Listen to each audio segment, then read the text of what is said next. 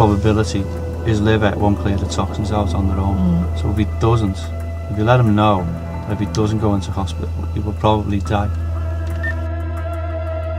In Britain today, as many as 40% of police call-outs involve people with mental health problems.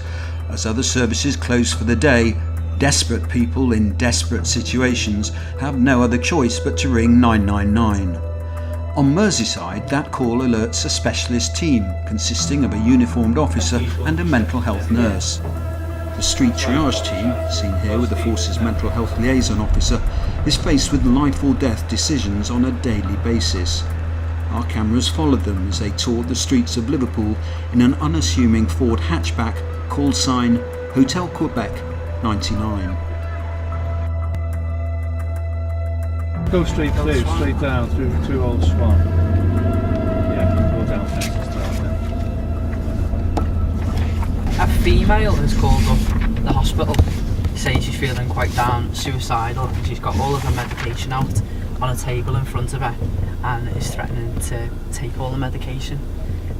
So the hospital have then called through to the police to obviously to tell us that there's a female who's threatening to take her own life. So we've got police officers making on a grade 1, which is an immediate response to the scene now to obviously make sure that she doesn't take anything, and they're aware that we're coming to assist with the mental health aspect of it.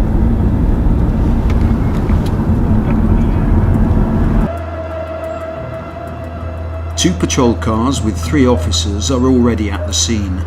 Without the support of the triage team, the officers would probably have to detain the woman under the Mental Health Act and take her to a place of safety, the A&E department at Royal Liverpool Hospital, where they might have to spend the rest of their shift waiting on a psychiatric assessment.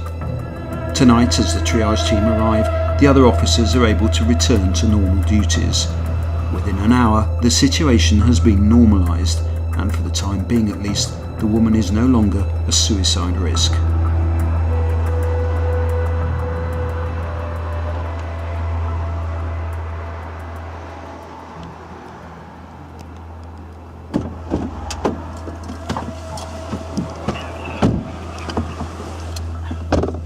So the lady that we got called out to tonight, the reason the call out was because she rang the police saying she was actively suicidal and she had a lot of medications in front of her. I checked up on our services to see if she was known, and she was, and she has a diagnosis of emotionally unstable personality disorder. People with this type of disorder generally have don't comply with the social norms, and they find the coping skills are very, very difficult. They need a good, strong support mechanisms around them, and it's about changing the mindset, because the thoughts can become quite racing and quite negative very, very quickly. It's about distracting them and moving them onto positive aspects, which is what we done while we were there. We also, she has a good support from her husband. However, he'd gone out tonight and she wanted him to go out because he hadn't been out for many months. But as it happened, a negative racing thoughts got too strong for her with the anniversary of her mother's death and the fact that she can't see her grandson, whose birthday it is tomorrow.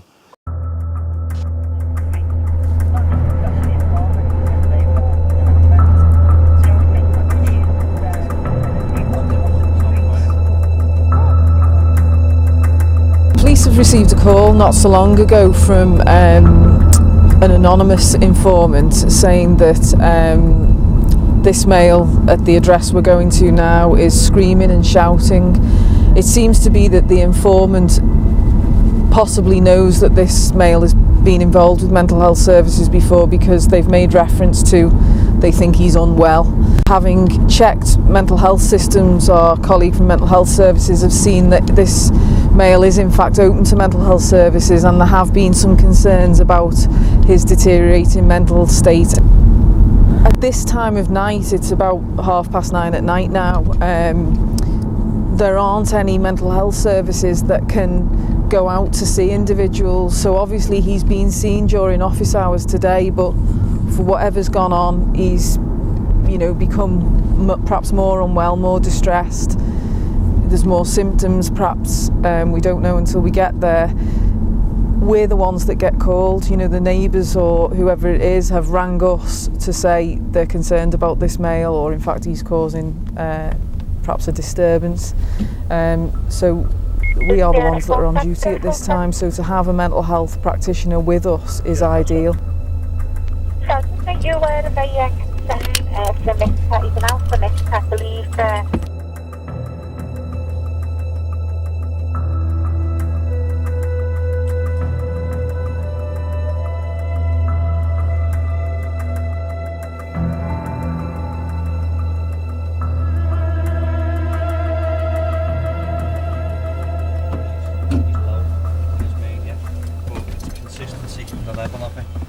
So he's very, very vulnerable at that level. So he does need to come into hospital. Now I could either leave that for Stephen to deal with because he's in his home and he's safe and he's not a risk to himself, but he's vulnerable in the community in regards to people taking advantage of him. And that's what happens. There are people around this area, I know, like women that go in, say they're tidying up his house and that'll take advantage. I'm going to go back and contact Careline and request a mental health act assessment for this gentleman because he's deteriorating in his bipolar. He's got a hypomania episode happening, and the reality of it is, even if he agreed to come in informally, he could change his mind within 30 seconds.